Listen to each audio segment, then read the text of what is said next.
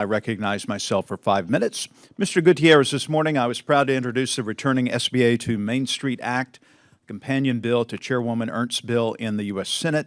Mr. Gutierrez, over the past 4 years, you've had firsthand experience working to fill the gap, somewhat big gap, left by a political SBA. Can you speak to us about how an SBA that is actually focused on Main Street could actually help small businesses? Thank you for the question, Congressman.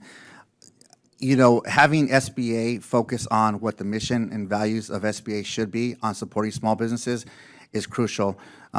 I know that several SBA field offices are short on staff. I know that many of them were not necessarily available to help as soon as help was needed. Therefore, we were able to fill the gap along with some other resource partners as well. But the SBA essentially just needs to focus on what it is they're doing and serving the small businesses, relying on its partners to work and to help on the front lines. Having SBA in the field would be a tremendous asset to small businesses, particularly in throughout the Midwest. Of course, working with the community bankers to having those subject matter experts in the field would be amazing. Over the past few years, we've had one SBA representative in the field in Missouri, down in Springfield, and the others were located in both St. Louis and Kansas City. So that's simply just not enough assistance from SBA throughout the state. And of course, anytime that assistance was needed, they typically referred them out to the partners such as SBDCs, the Women's Business Centers, the Veterans Business Outreach Centers, and SCORE as well. So what would it mean if we ended up moving the Kansas City SBA office to Columbia? Well, Columbia will be very excited to have SBA presence there again. I believe that during COVID, the SBA office was removed at that time. And so just having that local presence, that local subject matter would do wonders, because it will mean more availability to community bankers. Being central to the state would be more access throughout the state within 5-6 hours drive anywhere across the state. And it would just serve as a signal that SBA is here and ready to help serve in the communities. Mr. Ortiz, SBA Administrator Loeffler has echoed the President's return to office mandate. SBA staff are now required to be in the office 5 days a week. While this is a great start, you have further recommended that funding regional initiatives like entrepreneur centers would be a more efficient use of taxpayer dollars. Please explain your reasoning for that recommendation, sir. Mike, please. Your mic. Thank you, Chairman Alford, for the question. Having education and innovation centers, I think, regionally closer to where our small business owners are would be extremely, I think, well received by our small business owners.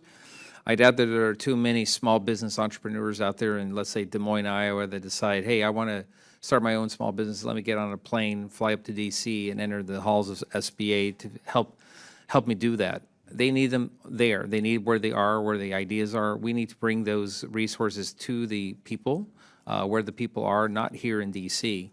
One of the recommendations I had made is let's just close down the D.C. offices. I don't see why we would need that. I think we need those resources out in the fields. We need support for folks like Mr. Gutierrez here. And we need to be able to support our small business owners where they are, which is in the fields. They're not in D.C. And so I think having the opportunity to do that, I think would make the $1.4 billion roughly that's allocated for the department much more effective and more efficiently. Thank you, sir. Mr. Gutierrez, back to you. Through the COVID-19 pandemic was declared over in 23.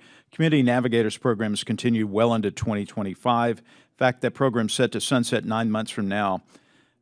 Some people call it walking around money. For Biden-preferred organizations, it seems that Community Navigators has a reputation for not being very efficient. Can you walk us through how the Community Navigators program duplicated efforts already done by SBDCs?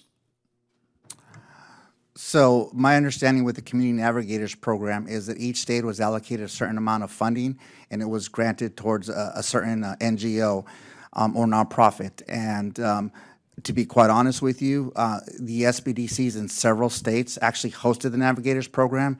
In the state of Missouri, we did not. We were actually never contacted by the Navigators program.